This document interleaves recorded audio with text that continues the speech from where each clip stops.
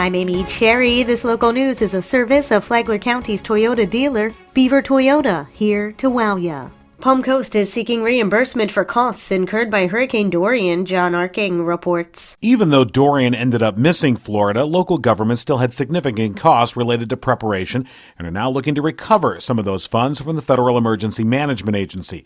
In all, Palm Coast spent about $150,000 from its reserve fund, most of it for sand and sandbags. Mayor Melissa Holland said there are some frustrations in trying to get that reimbursement. I've been told by other mayors throughout the state that the problem has been we've had 5 different FEMA representatives at times, and then you have to start the process completely over with each representative, so there's no continuity.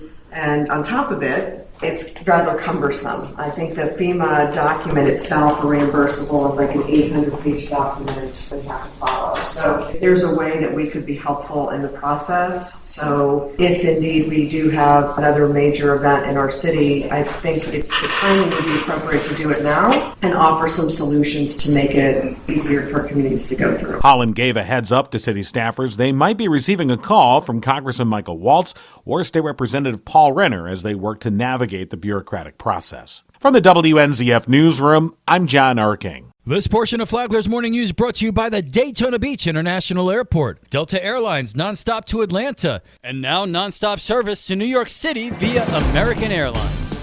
This really is not an easy thing to do. Bunnell City Commissioner Jan Rieger says she stands by her decision to make a motion to fire City Manager Alvin Jackson. She tells WNZF she's received community support for her move as well. I'm concerned at the way employees have been treated. I, made that statement in the meeting, and I talked about the budget scenario, and it wasn't well done, well thought out, and we weren't given enough information, and it was just not a good thing. Her motion died, though, and instead the commission decided to give Jackson another year and a small pay increase. Rieger says she'll keep pushing for his termination. And the commissioners may have been surprised about it all, but I'm not sure Mr. Jackson was, because I have shared some of my thoughts and feelings about a number of these things.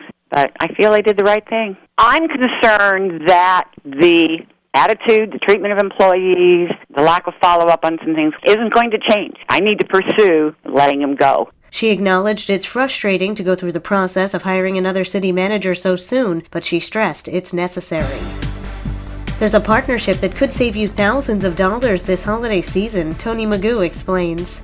During the upcoming holidays, the Flagler County Sheriff's Office is collaborating with the Florida Commissioner of Agriculture to warn residents of the scam potential there is at gas pumps in the county. With me is Sheriff Rick Staley. To inform the public about the dangers of skimmers that are placed into gas pumps to steal your identity and certainly your credit card information. A gas pump skimmer is a small electronic device inserted into the debit credit card reader at the gas pump. Once your bank information is copied, crooks are then able to gain access to your account and to your money. In 2019 alone, the Department of Agriculture has removed almost 1,300 gas skimmers statewide, and 30 of those were found in Flagler County. For Flagler's Morning News, I'm Tony Magoo.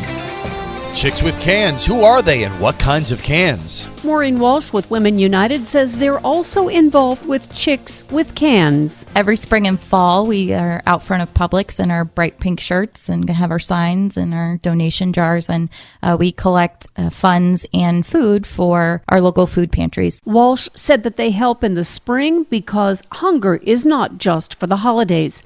Take summer, when school's out.